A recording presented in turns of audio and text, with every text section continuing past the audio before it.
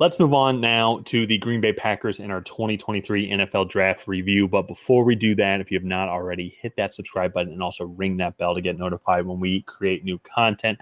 Right now, we have a goal of getting to 2,000 subscribers by the start of the NFL season. So any help will be greatly appreciated. It's the easiest way to help us out. And also at the same time, you'll get to see a bunch of NFL content leading up to the season. We're going to be going over all the drafts, for any new free agency moves, also training camp and preseason thoughts and opinions, and also predictions of the season. So be sure to subscribe, ring that bell. And Ryan, let's get into the Green Bay Packers draft. And it's funny, we're kind of going in different directions, I think, on this draft. This is one of the few drafts so far. This is the 14th of the teams that we've done and that we've reviewed, where we actually significantly disagree overall. I can understand your points for disagreeing. I think I can maybe justify it, but I say let's just get into it immediately here. I can agree with you on their first pick. It's not that I dislike Lucas Van Ness. It's just I think they could have gotten a Lucas Van Ness in the second round. It's like and not Lucas Van Ness specifically. He wouldn't have made it there, but I think you could have gone another edge rusher. A Keon White type of guy. A Keon White, at a Tommy Way, at a Barrier. I think I got it. I think I got it right that time. You did. Fell all the way to the fourth round. And so obviously they don't know that. But even then, if you like him, like you could have taken, he definitely would have been there in the second round for sure. Like that would have been around the spot that he was going on. So but I do like their second round picks and their so we'll get to that here in a second. But in general though, what's your thoughts on the Van Ness pick? So I was not super high on Van Ness. As we did our mock drafts more and more, you could slowly kind of see him fall down my boards. I think on the last one I had him go like 27 to the Bills, I think. So he's a one-trick pony. He tries to bully offensive tackles. He was only really in situational pass rushing roles at Iowa. Part of that was due to the fact that they take pride in only really playing or only really starting seniors and upperclassmen. And Van Ness was really used in a situational role. And all he would do was bull rush tackles. And when he could get into their chest, it would work. But at the NFL, I just don't think that you can consistently rely on a bull rush, especially like you're going to be going up against the cream of the crop. You're not going to be bullying some of the shorter armed, lighter weight offensive tackles that you're going to be facing in college. So that to me, I was not a super big fan of that pick. Yeah. But yeah. So for me, it's like I can see the potential.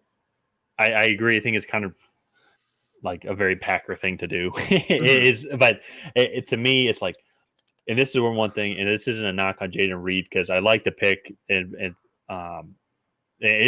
they're at least going after like offensive weapons. But if we're being completely honest, it's like you look at there at 13, it's like would you rather have JSN or even Dalton Kincaid because they took two tight ends, like your tight end issues solved. Or at JSN, it's like who do we really want to have, JSN or Jaden Reed? Because I think JSN would have been a great complement to Christian Watson and Romeo Doubs because obviously they have all the speed. JSN does not have the speed, but I mean he is so elusive and he can get into open space. He would be perfect for Jordan Love to be successful because this is a guy that knows how to get open. So that's the route I would have gone. So we'll just have to kind of see how that pans out and how each career pans out. But that's where to me I just don't like that pick. However, though, since they did pass on a receiver and a tight end, I actually like the Luke Musgrave pick. I liked him at the Senior Bowl. I think he can come in and help a lot. Jaden Reed does have a lot of speed, so if they're going for just speedy receivers, he fills that slot role and has a lot of speed, so I like that pick as well. Tucker Kraft, I find it interesting that they went tight end in a row, but at the same time, I guess the other top receivers were off the board that would have fit that position specifically, so to say, and they addressed receiver later on. So I guess looking back, I can kind of understand it because he's more of a blocking tight end. So what's your thought on the Packers day 2 picks? So I don't really like the Musgrave pick. I think they need a reliable option over the middle, and Musgrave he only played 2 games last year and then was out for the rest of the season with a major injury. And then he played well at the Senior Bowl, but he is also kind of a one-trick pony. He just runs really fast for a guy his size. And his blocking ability is still in question. And then you get to Jaden Reed. I had a 4th-round grade on him. He's kind of this inside-outside tweener wide receiver at 5'11", 185. But he's going to be used primarily in the slot. And then the Tucker Kraft pick, he's not really going to see much playing time. He's going to be dealing with a huge jump in competition. And I like the player, but I just think you've already invested in a tight end and a wide receiver that are going to be playing in the same space. I know very different body types, but they're both going to be playing in the slot already. So I just think draft strategy wise, I don't really agree with it, nor do I like it. I think you could have taken Dalton Kincaid at 13 and then Keon White or Adetomiwa Adebariye at 42. And then you still have 2 other picks to mess around with. And it's like you filled all this up without anything to worry about. So like, I can agree with you that I think that they putting the pieces of the puzzle together could have been done differently to get much better value. But to me, maybe it's just the way that I see it. Like, I think these players do have a little bit more value, just on my board. So that's why maybe I'm leaning towards a little bit. Also, too, when it comes to picking Luke Musgrave, that was when that run of tight ends were going. So maybe they took him earlier, and so then they can go and get that receiving tight end. And that's a good point, though. Actually, I'll say. I think that is maybe the route that they're trying to go with their weapons. Because if you look at Christian Watson, what was Christian Watson's 40 again? Like a 4.36 or something. Yeah, and like 6'2", 215 or something. Something stupid. So it's like they're trying to just be quick and super fast at all aspects. So I wouldn't be surprised even if Luke Musgrave lines up in the slot a lot as well. And so like imagine Luke Musgrave on one side, then you got Jaden Reed on the other side of the slot, and then. I'm pretty sure. So that's 4 because Dobbs, Watson, and then you got Love, and then Aaron Jones in the backfield. So it's like that's a pretty scary combination if all the pieces come together. So, but then with Kraft though, I look at him kind of purely as a blocking tight end, and like with some receiving upside for sure. But I think they could have definitely gone a different route there since they already got tight end later on. It's almost like they were just like what's it called, hedging your bet. Like on Luke Musgrave, like let's say he gets hurt, it's like, well, then we still got Tucker Kraft at least for that tight end spot. But let's move on now to their day 3 picks. Colby Wooden, the defensive tackle from Auburn. I actually think that's a good pick. However, I think where he fits in that room, especially now you add Van Ness, who's kind of that tweener defensive end, defensive tackle type. It just felt like that was a little bit redundant. I absolutely hate the Sean Clifford pick. Like he was barely, I don't say he was barely good enough to play in college because he was somewhat successful at Penn State, but he never was that good. Like you never talked about Sean Clifford and we're like, oh, he could really torch you today. Like, and it's like, and then you go and draft him in the 5th round at 149. And it's like, what do you see there? Yeah. And especially, who had gone off the board by then, Clayton Tune went 139. Dorian Thompson-Robinson went 140. I believe also someone went in the 4th round. I think Jake Hayner went in the 4th round. I'm trying to, and then also so did Stetson Bennett as well. So maybe that was just the player that they liked the most. Sean Clifford. Who was other quarterbacks? Jaron Hall went later, who I liked a lot more. I agree with you there. I would have preferred Jaron Hall personally, who then went to actually Minnesota. Their rival. So, and then other later quarterbacks, Tanner McKee. I think Tanner McKee would have been interesting, but Tanner McKee's fit doesn't really fit into the NFL just because he is that, it's weird saying old school, like pure pocket passer type. So, but I can agree with you on that, Sean Clifford. I thought that was odd. But I can understand it's like, you don't know if Jordan Love's going to work out, so we need somebody back there maybe that we can develop that we like. But I don't disagree with you there. But when it comes to their other picks, I like that they got another receiver, but more of a big body outside receiver, something a little different than they got. And then I liked him. He was good. He's good.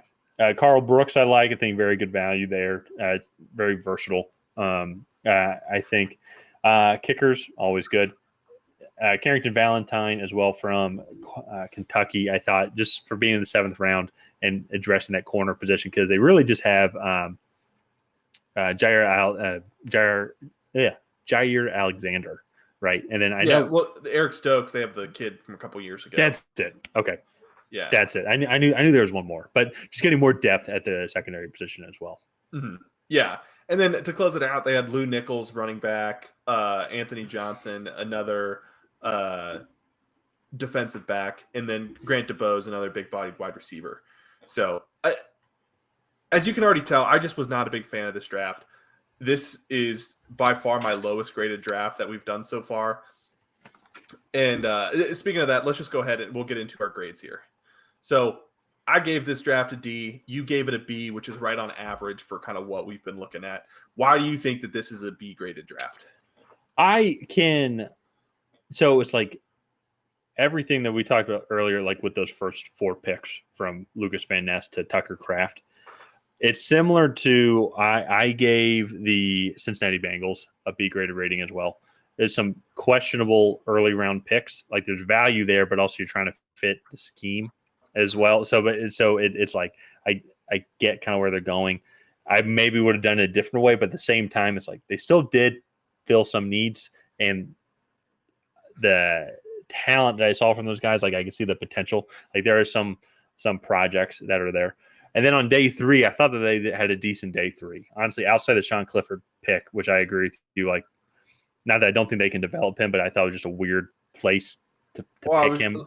I think they probably could have gotten him as an undrafted free agent. To be fair, but then I thought that they actually hit a lot of good picks on day 3. So for me, I thought it was just average, nothing like great, but at the same time they're giving Jordan Love weapons, and they're also addressing the defensive line, which is something that they need to just. You just always need to have a good defensive line in general, and also on top of that, they got a place kicker. It's like, how can you fault them for that? So, but just in general, I would say it was just an average class. Not the best one I've seen, but definitely not the worst one I've seen in my opinion. Yeah, to me, there's a lot of redundancy here. So you have Lucas Van Ness, Colby Wooden, and then Carl Brooks. You're already putting them into a crowded room, and then Luke Musgrave, Jaden Reed, and Tucker Kraft. They're all going to be those like slot weapons, right? I get 2 are tight ends, one's a receiver, but they're kind of going to be playing in a similar part of the field. The Sean Clifford pick is my least favorite pick of the entire draft. I know it's at 149 and it doesn't even matter, but it just makes no sense to me at all. I can. So if they would have picked, so is it the position or the player? It's the player. I don't know. What they saw in him to be like, he's a 5th round pick. And it's like, he was a average college quarterback. Like, so I don't know. Maybe I'm being a little harsh on them. I don't see it with this draft class. I think Luke Musgrave in himself is a really big risk, just with his injury history.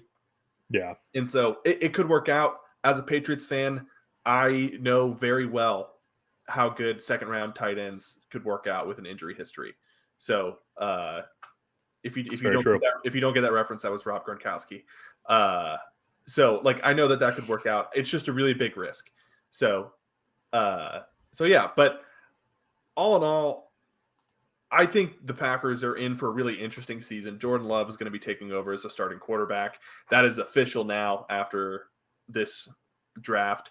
And I think they have good weapons. I would have liked to see them bolster up that offensive line a little bit. It was not that great last year for Aaron Rodgers, but all in all, I am kind of excited to see what the Packers do post Aaron Rodgers. I think it's going to be an interesting situation to watch develop. Yeah, it's the Packers are they're still one of those teams that rebuild's not the right word. Like, and I feel like also pseudo rebuild isn't the right word. Transition. They're in a transitional period because there's definitely talent on that team. And so I think last year might have been the pseudo rebuild with all the receivers that they drafted, and then now they're still adding. And so they're the winning formula is there. I think they just got to figure out the right pieces. Yeah. So let's go ahead and wrap up the Packers draft recap there. if you guys haven't already, please go ahead and like and subscribe and go down in that comment section and let me know how wrong I am about this Packers draft, or tell me if you agree with me. Let's keep that up for a change. So other than that, I think we're going to wrap it up there. So again, smash that bell, and we'll see you guys next time.